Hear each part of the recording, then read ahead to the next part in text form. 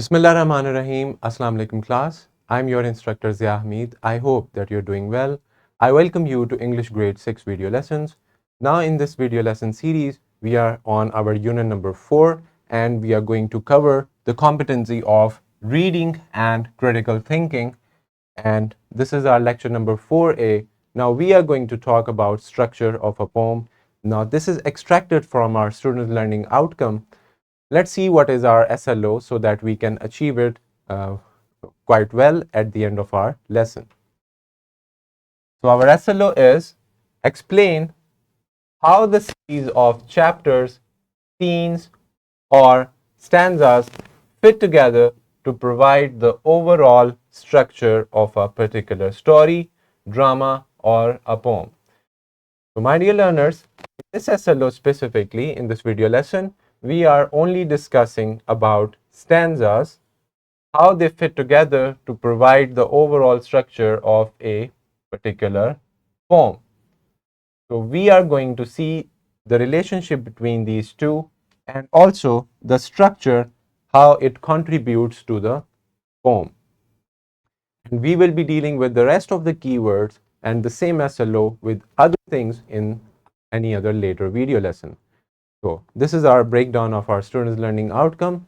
Here is your vertical linkage that you can read it so that you can know that this has already been done in the previous grade 5 with a similar kind of students learning outcome so that you can retain information from your mind.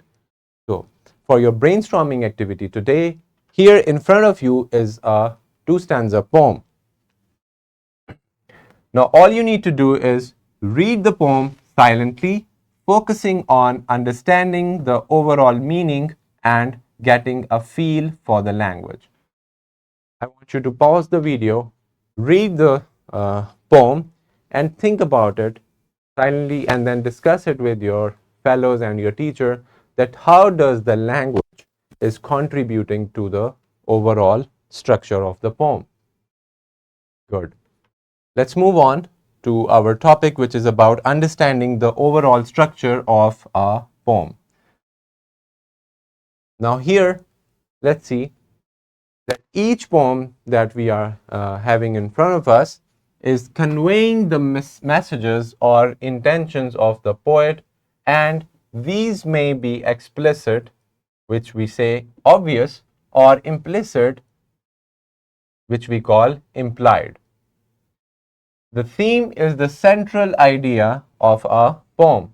The theme is more than the topic or subject. It is the poet's opinion of the subject, which is the actual theme. Let's see what we learned.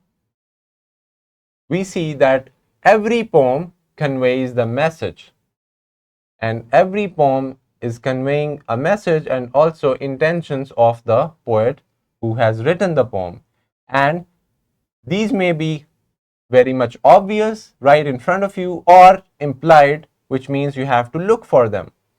The theme is the central idea and the theme is more than the topic or subject. So the theme relies on the poet's opinions and what the poet is trying to say. Now that we are very much clear, let's move on. Let's see how the poem is usually structured.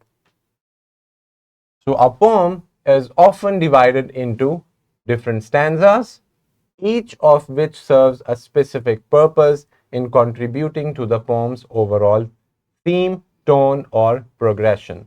So every stanza, every couple of verses putting together like a paragraph, and it is arranged in a way, this is what we call stanza, and every stanza is having a contribution to the poem's theme, tone, and the further progression. Understanding how each stanza functions can help readers gain a deeper appreciation and comprehension of the poem.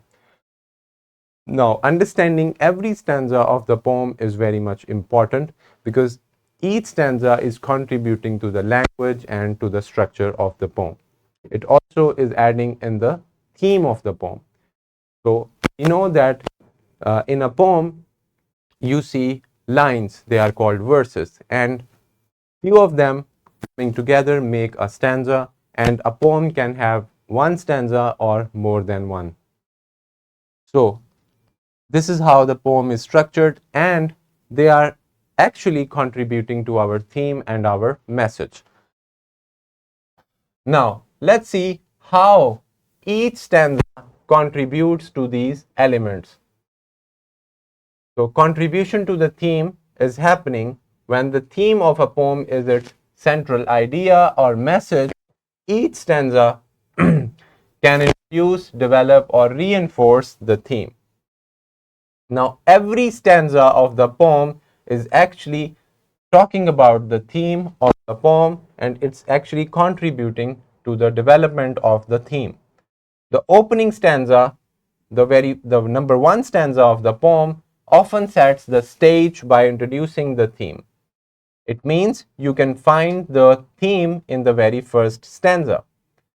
Example, in Robert Frost's The Road Not Taken, the first stanza presents the idea of choosing a path in life. So if you read Robert Frost's poem, The Road Not Taken, by reading the very first stanza, you will get to know about the theme of the poem. Let's see. How does it contribute to the tone? Now, what is tone in a poem? It is poet's attitude toward the subject, which can be conveyed through the different word choices, the style, and the structure of the poem. All these things coming together creates the tone of the poem, which is our poet's attitude. The first stanza sets the tone, whether it is joyful, melancholic, which means sad, contemplative, etc. For example, in William Wordsworth's poem, I Wandered Lonely as a Cloud, the first stanza establishes a serene and reflective scene. So, in the very first stanza of the poem, you could see that the theme, the mood, and the tone is very much clear by the poet. So, this is how every stanza, the very first stanza, actually setting the stage for the tone of the poem, and the tone works throughout the whole poem. So this is how it contributes to the structure and to the meaning of the poem, and also to the theme. Let's see how does it contribute to the progression of the poem. Now, progression in a poem, it refers to the development of its narrative or argument. So when the poem is progressing further, it is developing and the narrative is being very much clear, or if it has an argument or criticism, it is also very much clear. Now, how do we set the scene? The very first opening stanza often introduces the setting or situation. This is where you could find the scene, the setting, as you find it in the theme of the poem. For example, in Edgar Allan Poe's poem, The Raven, the first stanza sets the scene of a dark, dreary night. So in the very first opening scene, you could know that where the poem is taken place, what's the story, and how the poet is trying to convey to us what time it is, what kind of environment is around the poet. So this tells us very quickly, and all these things contributing together, they make the story progress and the poem progress further and develop it more. Now, how do we build the narrative? Subsequent stanzas develop the narrative, introducing conflict, emotions, or ideas. So when you are building a kind of style of speaking or the narrative, the story, you introduce the different problems, the conflicts, emotions involved, and the ideas that are being presented. For example, let's take another example of The Raven by Edgar Allan Poe. Progress is each stanza builds tension and deepens the sense of despair and sadness. So each stanza is actually contributing to the narrative of the poem.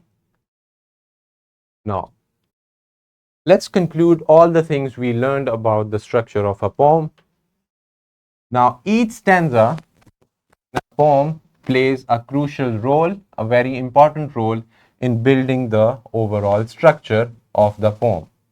By introducing, developing, and reinforcing themes, establishing and shifting tones, and progressing the narratives or arguments, stanzas work together to create a cohesive, a joint, meaningful piece of literature. So, the stanzas are very much contributing to the overall theme and the structure of the poem. Now here is a simulation link that you could play for a better understanding about the structure of a poem. You could learn more about it, and now it's time to introduce you to your classroom activity from page 31. You have to read this poem from the lesson by Arden Govella, and you read it in focusing on the structure, the language, the tone, and also the theme of the poem.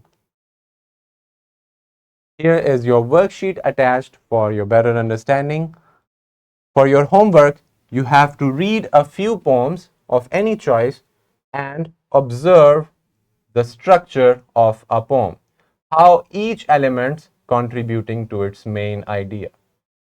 Now, you need to find out the theme. We talked about it. It can be found in the opening stanza. You can find the tone, the setting, and all these things and see how they are contributing to the structure of that particular poem. Now, all these resources are attached in the description of the video. You can access them easily and learn more about the topic. I hope that we have achieved our students' learning outcome by the end of our lesson. We talked about what is a theme, a stanza, how all these things are contributing to the overall message and the theme of the poem. We also talked about the tone, the setting, and the whole structure, the structures and the elements of a poem. So now you can easily find all these elements whenever you're reading an unseen poem. Till the next video lesson, Allah Hafiz.